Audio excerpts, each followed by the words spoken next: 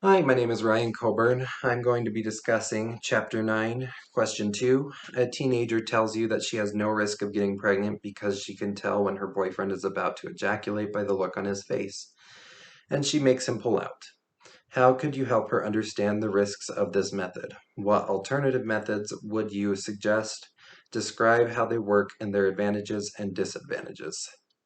So I think the textbook made it pretty obvious that this is probably the riskiest method of contraception, if it can be called that exactly, um, for a lot of reasons. I think the least likely, but still possible, is that semen is still caught in the urethra from previous sexual engagement, and the man hasn't urinated yet, so it hasn't cleared that from there.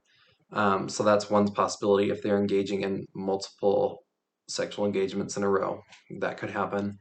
Um, um, Along with a vast array of other reasons. The man, sometimes ejaculation occurs just a little earlier than the man is expecting. So not for lack of self-control, but for not being cautious enough. And sometimes it is a lack of self-control. The man doesn't pull out in time, or he doesn't pull out at all. Um, Sometimes the man does pull out in time, but he ejaculates on the labia. And so if the sperm are extra hardy, they can still travel into the vagina, through the cervix and all the way down the path and get her pregnant. Um, so there's a lot of risks involved in that method. And I think the biggest one, though, is not getting pregnant, but STIs, especially if you're engaging in sex with multiple partners.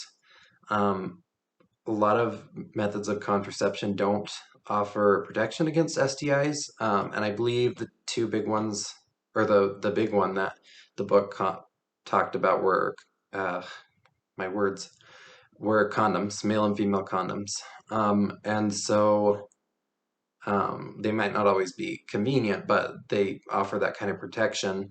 And many, many, many times it talked about using that with other forms of contraception. So the condoms might be primarily for protection against STIs.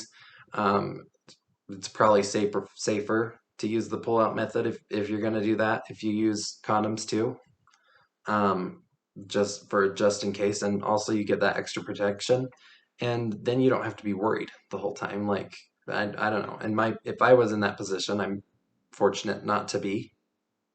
I hope that doesn't sound wrong. Just for this incident, um, it'd be nice not to have to worry about that and have to watch for the timing. Sounds like an extra burden. You could just be in the moment if you use that little form of protection that's safe and convenient. I'm trying to think of what reasons a teenage girl wouldn't use these things. And the first thing that comes to mind is age of consent. She might not be 18, and so it could be harder to get access to those things. And we haven't really, not that I've noticed, we might have covered it and I zoomed past it and didn't pay attention, but I don't know that we've discussed age of consent yet. So I won't discuss it too much here, but that could be a reason that it's harder for her to get access to protection because she's underage. Um, Another reason could be her faith. The book specifically cited Roman Catholics, um, and so she might believe that contraception is wrong in that way. So other methods that she could use would be like tracking her cycle. Um,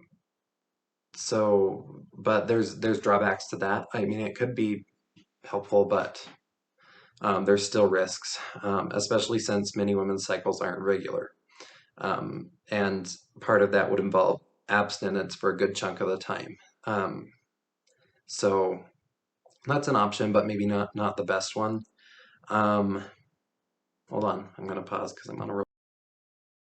Last one that I can think of would be outer course. If you're really worried about it, like that's something that you could do. Um, or other forms of sex like oral sex, anal sex, etc.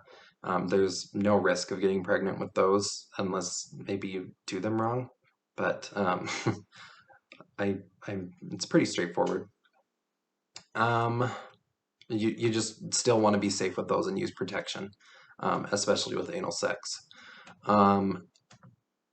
Let me think. But if it isn't an issue of those things, then there are lots of options. I just learned about the pill, so I've heard about it briefly as a male and thought, oh, cool thing. But when I hear like all the benefits, especially when I've been learning about menstruation and all the things that a woman has to go through to prepare to make a baby, and I think about not having to have a period, that sounds kind of magic to me. I don't know why everyone isn't on the pill, but of course, from my perspective, I don't understand everything that comes with that. So there probably are reasons. Um, um, and yeah, that's basically diaphragms. I think we covered the gist of it. That's good.